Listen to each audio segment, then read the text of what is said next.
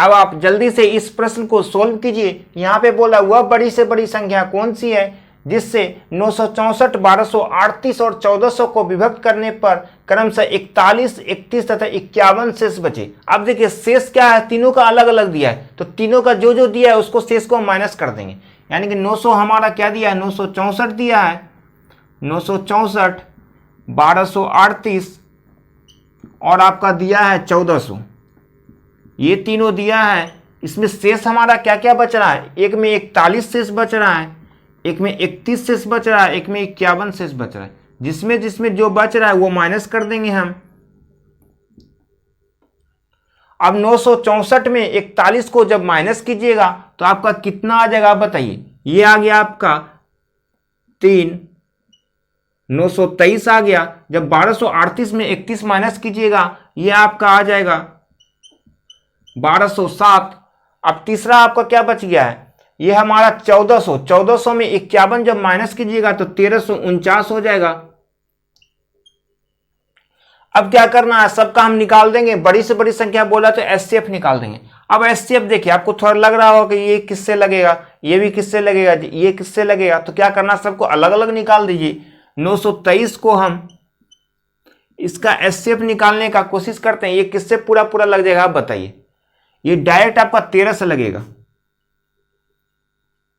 13 सते 91, ये हमारा फिर 13 हो गया एक बार में। अब आपको पता चल गया 71 यानी 71 किसी से नहीं लगेगा। तो अब देखिए, अब यहाँ पे छोड़ दीजिए, आप 1204 बच गया है। अब दूसरा का निकालेंगे हम लोग, 1207 का, 1207 को लगाएंगे तो आप बताइए, जब भी लगेगा 13 से लगेगा या तो 71 से लगेगा, बस यही लग सकता है। 13 से अगर नहीं लगा कोई बात नहीं, कोई दोनों में से एक तो लगेगा ही लगेगा।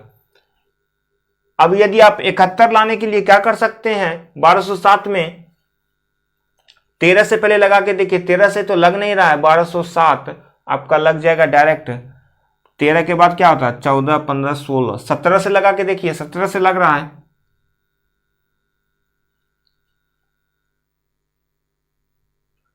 17 सत्ते 119 हो जाएगा, फिर 119 में 120 यानी फिर 17 हो जाएगा, एक बार में लगेगा 17, देखिए लग गया 71 बार में। अब क्या बच गया आपका 1349, एक बच गया आपका 1349। अब ये देखिए किससे लगेगा, आप देखिए लगा के, 17 से तो नहीं लगे तो डायरेक्ट इसको 19 से लगा दीजिए, 19 से लग जाएगा आपका 1349। कितना बार में लग जाएगा, डायरेक्ट आपको 71 बार में लग जाएगा।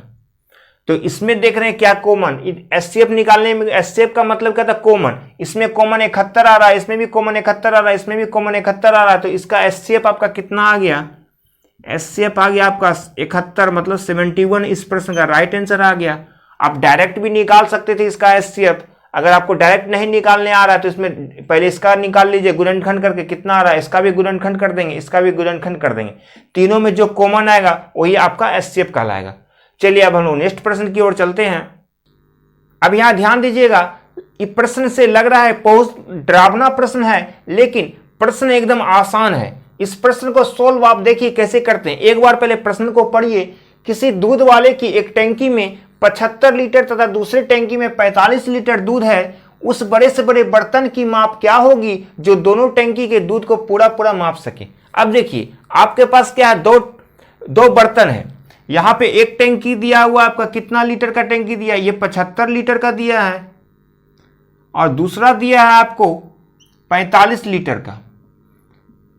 ये दोनों टंकी में मिल्क रखा हुआ है, दूध रखा हुआ है। अब आपको बोल रहा है आपको ऐसा एक बर्तन लेना है, ऐसा एक बर्तन लेना है दूध का, जिससे पूरा पूरा 75 लीटर का भी मापा जाए और 45 लीटर का भी पूरा नाप ले, इसमें दूध बचना भी नहीं चाहिए किसी में। तो इसका मतलब क्या है, ये दोनों में जो कॉमन आएगा वही इस प्रश्न का राइट आंसर आ जाएगा। आप कॉमन कब आता है, जब आप दोनों का एचसीएफ निकालते हैं। अब आपको समझ में आ गया होगा, इस प्रश्न को हम क्या कर सकते हैं, 45 और 75 का एचसीएफ निकाल देंगे। ये दोनों का आप एचसीएफ निकाल दीजिए। जब एचसीएफ निकालिएगा तो कितना आ जाएगा, 75 और 45 में कितना से लगा सकते हैं आप, 15 से लगा सकते हैं। देखिए 75 और 45 का जब एचसीएफ आप निकालिएगा तो 15 से लगाइएगा, 15 पचे 75 हो जाएगा, 15 तिया 45। अब देखिए 5 और 3 आ गया, अब तो लगेगा नहीं किसी से, तो इधर वाला क्या होता है आपको पता है, एससीएफ कहलाता है। तो इस प्रश्न का राइट आंसर आपका कितना हो गया, 15। हम क्या बोले थे, दोनों में जो कॉमन आएगा, यानी 15 लीटर का बर्तन से आप क्या कर सकते हैं, 75 लीटर पूरी तरह से नाप सकते हैं। अब 15 लीटर का बर्तन से 45 लीटर भी पूरी तरह से नाप सकते हैं, यही कह रहा था इस प्रश्न में। तो इस प्रश्न का राइट आंसर आपका आ गया 15। चलिए अब हम लोग नेक्स्ट प्रश्न की ओर चलते हैं। अब आपके सामने सेम प्रश्न दिया गया है। यहां पे देखिए क्या बोल रहा है, 2 टैंकियों की धारिता क्रमशः 120 लीटर तथा 56 लीटर है। वह बड़े से बड़े किस माप का डब्बा होगा जो प्रत्येक टैंकी के द्रव को पूरा पूरा नाप सके। ऐसा आपको डब्बा का नाप लेना है, जैसे हम 10 लीटर का डब्बा लेंगे, 10 लीटर में 120 भी पूरा पूरा नपा जाए और 56 भी नपा जाए। तो ऐसा जब भी बोलेगा और यहाँ पे बड़ी से बड़ी संख्या बोल रहा है तो हम लोग क्या निकालते हैं, एचसीएफ। जब भी बड़ी संख्या बोलेगा तो एचसीएफ निकालेंगे। तो 120 हमारा है और 56 है।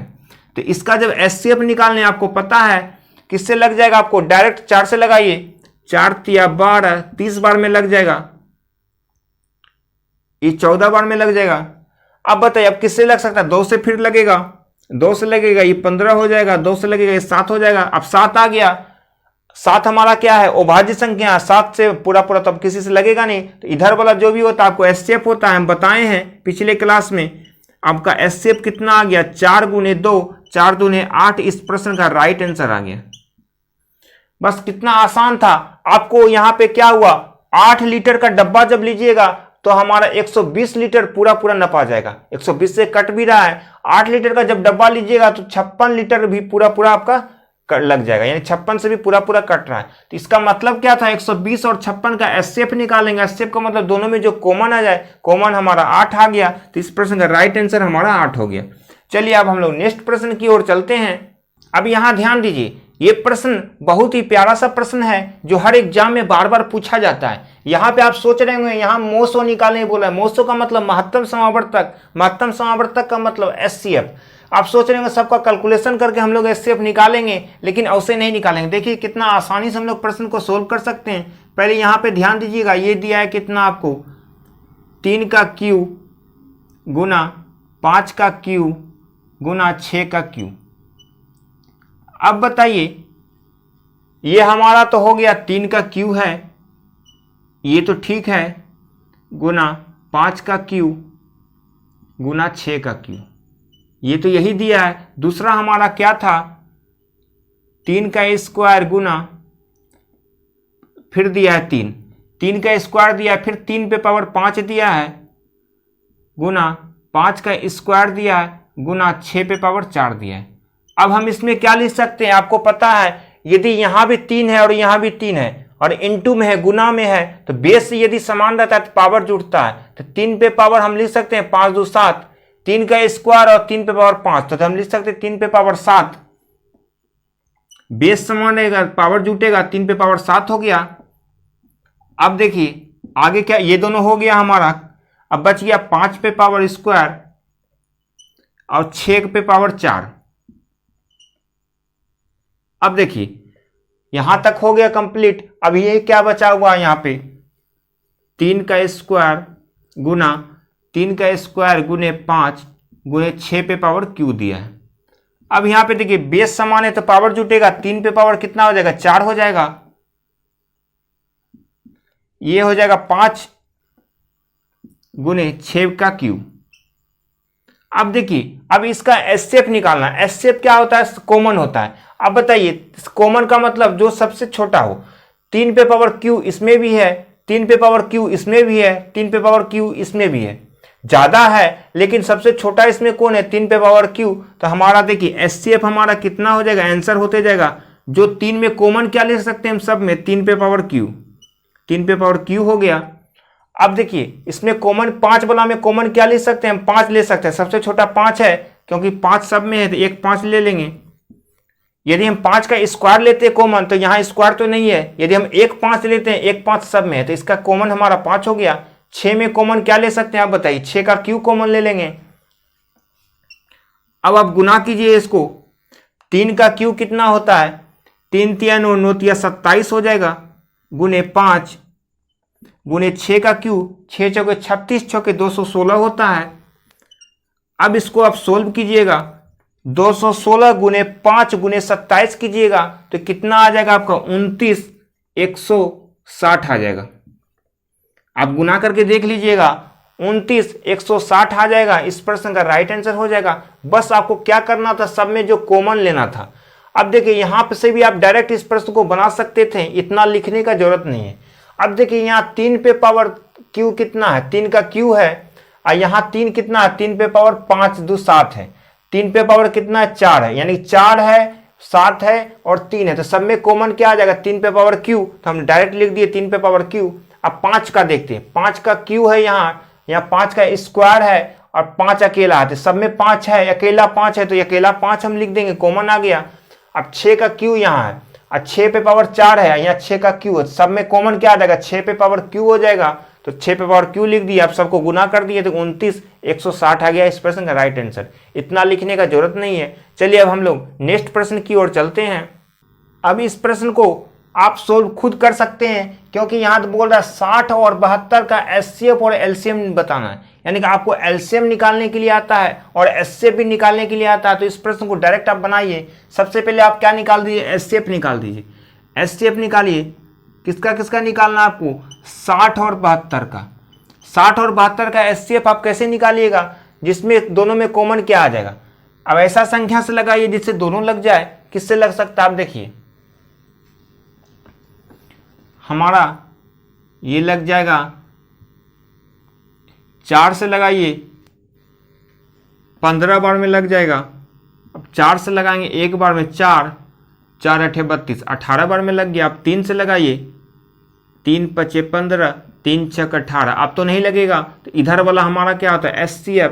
तो एचसीएफ आपका आ गया 4 तिया 12, एचसीएफ 12 आ गया, आंसर आ गया एक आपका। अब क्या बोल रहा है, 60 और 72 का एलसीएम निकालना है। अब एलसीएम निकालना है तो एलसीएम कैसे निकालते हैं, आपको पता है 60 और 72 का, 60 और 72 का एलसीएम कैसे निकालते हैं, गुणनखंड की विधि से हम लोग एलसीएम निकालते हैं। सबसे पहले 72 बड़ा है हमारा, 72 का गुणनखंड करेंगे, क्या होगा 8 गुने 9।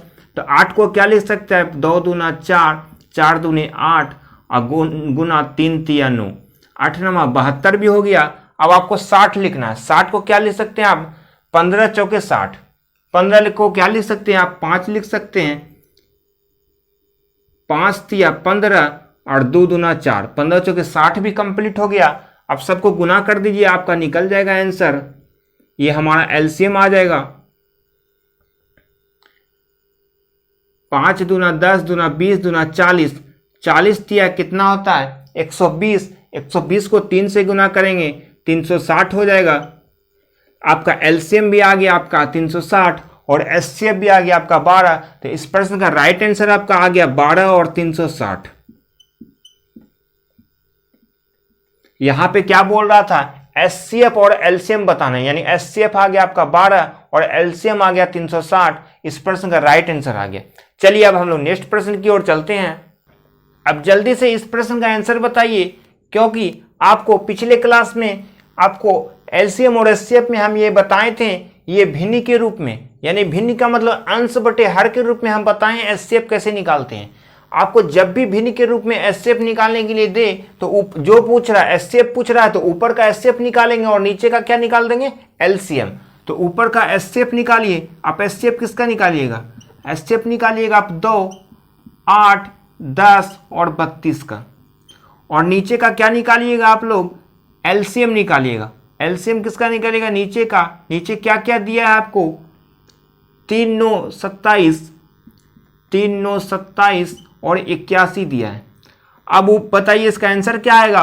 ऊपर का एचसीएफ कितना है, एचसीएफ क्या होता है, कॉमन, सबसे छोटा कौन है इसमें, 2, 2 से 8 भी लग रहा है, 10 भी लग रहा है, 32 लग रहा है, तो ऊपर का हमारा आंसर हो गया एचसीएफ 2। अब 2 वाला देखिए कौन ऑप्शन में दिया है, ऑप्शन में ये तो नहीं होगा, ये हो जाएगा। देखिए अब 2 को दे दिया, बी और सी 2 दे दिया है, तो अब क्या कर सकते हैं हम लोग, फिर नीचे का निकालेंगे। ऐसे भी आपको पता चल रहा है हमारा एलसीएम क्या होता है, बड़ा होता है। एलसीएम तो कभी भी आपका देखिए 3 तो हो नहीं सकता है, तो हमारा आंसर बी ही होगा। लेकिन हम फिर भी सोल्व करते हैं। इसमें एलसीएम क्या हो सकता है, सबसे बड़ा हमारा 81 आ गया, 81 क्या हमारा 3 से भी पूरा पूरा कट जाएगा, 9 से भी कट जाएगा, 27 से भी कट जाएगा, तो हमारा हो जाएगा 2/81। इस प्रश्न का राइट आंसर हो गया। आप एलसीएम निकाल के देखिएगा 81 ही होगा। इस प्रश्न का राइट आंसर हमारा ऑप्शन बी हो जाएगा। चलिए अब हम लोग नेक्स्ट प्रश्न की ओर चलते हैं। अब देखिए यहां प्रश्न दिया गया है, बोल रहा है 78 सेंटीमीटर, 104 सेंटीमीटर, 117 सेंटीमीटर और 169 सेंटीमीटर लंबी धातु की 4 छड़ों को अधिकतम लंबाई की बराबर छड़ों में काटने पर प्राप्त सभी छड़ों की अधिकतम संख्या कितना है। अब बोल रहा है ऐसा संख्या आपको टुकड़ा काटना है जिसमें जैसे मान के चलिए 12 सेंटीमीटर का टुकड़ा आप इससे काटें। यदि इससे 12 सेंटीमीटर का टुकड़ा कटा है तो इससे 12 सेंटीमीटर का टुकड़ा से कंप्लीट पूरा कटना चाहिए, बचना कुछ नहीं चाहिए, सब में सेम करना है। उसके बाद जो भी आएगा, मान के चलिए इसमें कितना टुकड़ा निकला, इसमें मान के चलिए आपको 8 को टुकड़ा निकला, इसमें 6 टुकड़ा निकला, इसमें 9 टुकड़ा निकला, वही बोला टुकड़ा की संख्या पूछ रहा है। तो आपको पता है जब भी ऐसा प्रश्न रहता है क्या करते हैं हम लोग, पहले एचसीएफ निकालते हैं। सबसे पहले एचसीएफ निकालिए, किसका किसका निकलेगा, 78 हो गया, 104 हो गया, 117 हो गया और 169 हो गया। ये कितना से लगेगा, देखिए डायरेक्ट पता चल रहा है 13 से लगेगा, 13 × 78, 13 × 8 104, 13 × 117 और 13 को जब 13 से गुना कीजिएगा तो 169 आ जाएगा। अब देखिए अब तो किसी से नहीं लगेगा, आपको पता है इधर वाला जो होता है क्या होता है, एचसीएफ। लेकिन आपको टुकड़ों की संख्या पूछ रहा है, आपका टुकड़ा कितना कट रहा है, 13 सेंटीमीटर का टुकड़ा काट रहे हैं तो आपका 6 टुकड़ा निकला इसमें, और 13 सेंटीमीटर का टुकड़ा काट रहे हैं 104 में तो 8 टुकड़ा निकलता है, इसमें 9 टुकड़ा निकलता है, इसमें 13 टुकड़ा निकलता है। तो टुकड़ों की संख्या पूछ रहा है तो इधर वाला हो जाएगा टुकड़ों की संख्या। संख्या आपका आ गया 6 + 8 + 9 + 13, सबको जोड़िएगा तो कितना आ जाएगा, आप जोड़िए 6 + 8 + 9 + 13 जोड़िएगा तो आपका आ जाएगा टोटल 36। इस प्रश्न का राइट आंसर आपका 36 आ गया। बस यहां पे बोला सभी छड़ों की अधिकतम संख्या कितनी है, टोटल छड़ का जो संख्या निकला कितना है, 36 को संख्या है। चलिए अब हम लोग नेक्स्ट प्रश्न की ओर चलते हैं। अब यहां ध्यान दीजिएगा, आपको लग रहा है प्रश्न देखने में तो बहुत बड़ा, सच में प्रश्न तो बहुत बड़ा है, लेकिन इसका सोल्व आप लोग आसानी से कर सकते हैं, चुटकियों में इसका आंसर बता सकते हैं। पहले प्रश्न को समझिएगा। कह रहा है 105 बकरियां, 140 गधे तथा 175 गाय को एक नदी के पार ले जाना। ठीक है, नदी के पार हम ले गए सबको, मात्र एक ही बड़ी नाव के उपलब्ध होने के कारण आपके पास मात्र एक ही नाव है, उसी नाव से आपको सबको ले जाना है। इस कार्य को संपन्न करने हेतु नाविक शर्त रखता है। नाव चलाने वाला क्या कर रहा है, शर्त रख रहा है कि प्रत्येक फेरे में वह केवल एक ही प्रकार के तथा गिनती में समान अधिक से अधिक पशुओं को ले जाया जाए। कह रहा है हम एक बार में गाय ले जाएंगे तो गाय ही ले जाएंगे, बकरी ले जाएंगे तो बकरी ही ले जाएंगे, यदि गधा ले जाएंगे तो गधा ही ले जाएंगे, लेकिन गिनती में समान ले जाएंगे। मान के चलिए आप बकरियां ले जा रहे हैं, बकरी आप मान के चलिए आप एक बार में 20 को ले जा रहे हैं तो 20-20 करके जितना बकरी ले जाइए, लेकिन 20-20 का ही संख्या रहेगा गधा में भी और गाय में भी। इसलिए आपको बताना है प्रत्येक बार ले जाए जाने वाले पशुओं की संख्या कितना है। आप प्रत्येक बार कितना पशु ले जा रहे हैं आपको संख्या बताना है। तो इसका मतलब क्या पता चल रहा है, आपको एचसीएफ निकालना है। एचसीएफ क्या होता है, सब में कॉमन होता है। 105 है, 140 दिया है और 175 दिया है। अब बताइए किससे लगेगा, 5 से तो पूरा पूरा लग जाएगा, ये भी लगेगा।